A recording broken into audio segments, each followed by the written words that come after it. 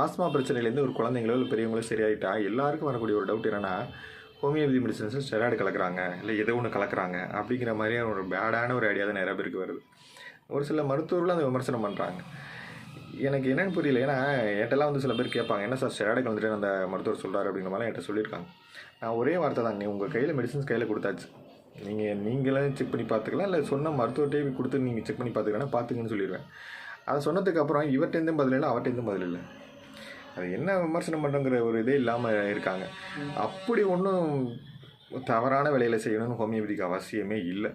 Homeopathy medicines அருமையாக work பண்ணுது அப்படிங்கிறது நிறையா பேருக்கு தெரியும். அதுவும் ஹோமியோபதி மெடிசன்ஸ் எடுக்கிறவங்க இன்னொரு சிஸ்டத்தில் ஃபெயிலியர் ஆகி தான் இந்த சிஸ்டத்துக்கு வருவாங்களே தவிர டேரெக்டாக யாரும் வர்றது கிடையாது. அது நிறையா பேருக்கு தெரியும். அதேமாதிரி ஹோமியோபதி மெடிசன் இம்யூனிட்டி பவரை இன்க்ரீஸ் பண்ணி நம்ம உடம்பை ரியாக்ட் பண்ண வச்சு அந்த இடத்துல வந்து இந்த ஆஸ்மாவை சரி பண்ணுது அப்படிங்கிறது அந்த டிசீஸ் க்யூர் ஆகிற விதத்துலேயே நமக்கு தெரிஞ்சுக்கலாம். இப்போ ஒரு ஆஸ்மா பிரச்சனையிலேருந்து ஒருத்தவங்க வர்றாங்க அப்படின்னா ஒரு குறிப்பிட்ட காலம் கழிச்சு ஏதோ ஒரு டயத்தில் வந்து சரியாயிருச்சு. குறிப்பிட்ட காலம் கழிச்சு ஏதோ ஒரு சூழ்நிலையில் வந்து அவங்க பயங்கர மழையில் நினைச்சிட்டாங்க, இல்லை ரொம்ப கூலிங்காக எடுத்துறதுக்கப்புறம் ஒரு ஆஸ்மா பிரச்சனை வருதுன்னா அது முன்னாடி அளவுக்கு இல்லைன்னே சொல்லுவாங்க. மெடிசன்ஸே எடுக்க மாட்டாங்க. முன்னாடி அளவுக்கு இல்லை சார், லைட்டாக இருந்த மாதிரி தெரிஞ்சது, 2-3 நாள் ஆட்டோமேட்டிக்காக அதுவாகவே செட்டில் ஆயிடுச்சு, இல்லை உங்கள் மெடிசன்ஸ் பழைய மெடிசன்ஸ் எடுத்து நான் போட்டுக்கிட்டேன் ஆட்டோமேட்டிக்காக அதுவும் செட்டில் ஆயிடுச்சு அப்படிங்கிற மாதிரி தான் சொல்லுவாங்க. இதில் வந்து விமர்சனம் பண்ணுறதுக்குலாம் அப்படின்னா இது எல்லாமே 5.5 years கோர்ஸு, கவர்மெண்ட் அப்ரூவ் பண்ண மெடிசன்ஸு, கவர்மெண்ட் அப்ரூவ் பண்ண கோர்ஸு. இதில் ஒரு விமர்சனங்கள் வைக்கிறது வந்து எந்த விதத்தில் நியாயம்னு தெரியல.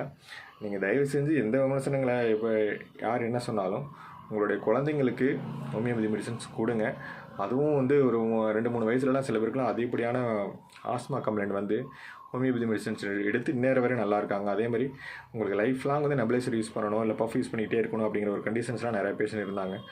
அவங்களுக்கும் ஹோமியோபதி மெடிசன்ஸ் எடுத்து நிப்பாட்டிடுவோம். எப்படியும் ஒரு 3 மாதம் 4 மாதம் எடுக்கிறாங்கன்னா அதுக்கு எடுத்து நிப்பாட்டிடுவாங்க, ஹோமியோபதி மெடிசன் நிப்பாட்டிடுவாங்க. ஆனால் அதுக்கப்புறம் லைஃப் லாங் பிரச்சனை இல்லாமல் தான் நிறைய பேர் இருந்துக்கிட்டு இருக்காங்க. ஏன்னா அவங்க திரும்ப ரிவர்ட் ஆகிட்டாங்கன்னு தான் அர்த்தம். அதனால் ஹோமியோபதி மெடிசன்ஸ் உங்களுக்கு எந்த வித பிரச்சனையும் கிடையாது. சேஃபான மெடிசன் தான், சைடு எஃபெக்ட்டும் கிடையாது, டேஞ்சரும் கிடையாது.